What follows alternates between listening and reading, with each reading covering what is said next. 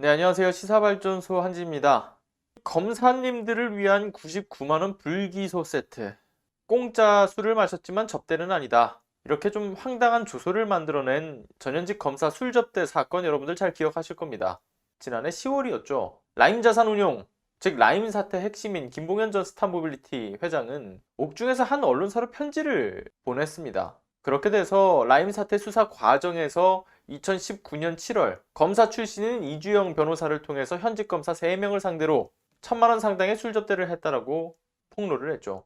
참고로 아이러니하게도 검사 술 접대에 포함되어 있다는 검사들 모두가 하필이면 윤서방파, 즉 윤석열 라인의 검사들이라는 게 참 아이러니한 점이죠. 아무튼 김봉현 전 회장은 지난해 7월 서울 청담의 한 룸살롱에서 500만 원이 넘는 술을 마신 검사 3명 중에 2명이 먼저 자리를 떴고, 이 둘이 개별적으로 접대를 받은 비용이 100만 원에서 딱 4만 원가량이 모자란 96만 원이라는 이유로 기소가 되지 않았고, 검찰 출신의 전관 이주영 변호사와 늦게까지 남아서 술을 마신 검사 1명만 부정청탁금지법, 일명 김영란법 위반으로 불구속 기소되었다는 사실 다들 알고 계실 겁니다. 앞서 지배간 그 두 검사가 기소를 면한 이유는 정말 황당하게도 현행 청탁금지법 처벌 규정이 직무 관련성과 관계없이 동일인으로부터 1회 100만 원을 초과하는 것으로 정하고 있기 때문이라고 이야기를 하죠. 이와 관련한 보도가 또 이번에 있었습니다. 검사 술 접대 의혹에 연루된 전현직 검사 4명 전원이 검찰 수사가 본격화되기 직전 휴대전화를 교체를 했다. 그것이 확인이 되었다라고 하죠. 그러니까 한마디로 증거인멸에 나선 그 정황이 포착되었다, 이겁니다. 피해자 신분인 이들은 술자리 자체가 없었다, 그렇게 해명을 하면서도 자신의 무고함을 입증할 만한 핵심 증거를 없앤 겁니다. 부정청탁금지법 위반으로 재판에 넘겨진 검사 출신 변호사 이주영은 김 전 회장이 언론을 통해서 검사 술 접대 의혹 등이 담긴 옥중 편지를 공개한 그 다음날, 지난해 10월 17일 부부싸움 등으로 인해서 휴대전화를 분실했다, 그렇게 휴대전화를 새로 개통했다라고 이야기를 했습니다. 라임 사건 수사를 담당했던 검사 A씨도 같은 날 전화가 수십 통 오는 바람에 이동하는 과정에서 휴대전화가 떨어져 깨졌다, 그래서 새로 개통했다라고 이야기를 했죠. 술자리 동석이 의심되었던 다른 검사 B씨와 C씨도 그 2명도 역시나 이주영 변호사의 압수수색을 진행한 그 직후인 지난해 10월 24일과 25일 각각 휴대전화를 교체했다라고 합니다.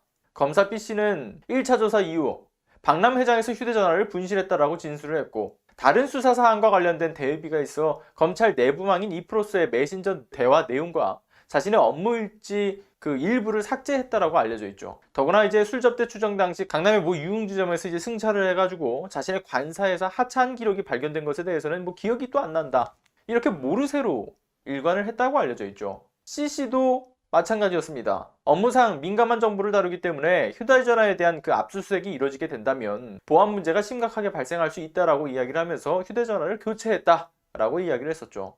업무용 컴퓨터 역시도 교체를 했다라고 했습니다.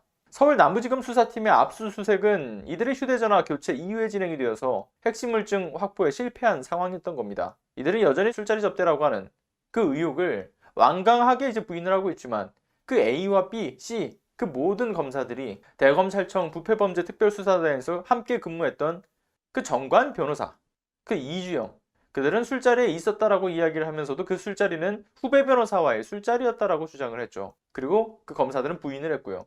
범죄 혐의를 가진 인물들에게 휴대전화 그 교체로 증거를 인멸하는 상황을 대놓고 만들어준 겁니다. 이런 범죄를 수사하는 검사들이 범죄자들이 하는 짓을 그대로 하고 있는 거죠. 참으로 한심하기 그지없는 거죠. 정말로 윤석열 총장이 강조하고 있는 국민의 검찰다운 모습, 어딜 봐도 찾아보기 힘든 모습입니다.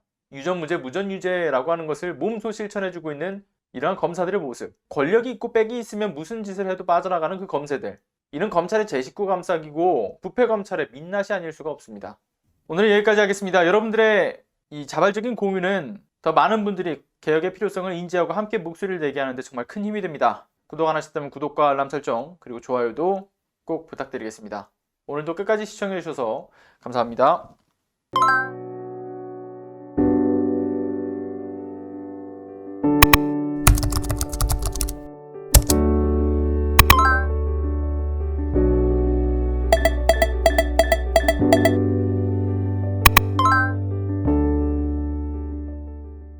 안녕하세요.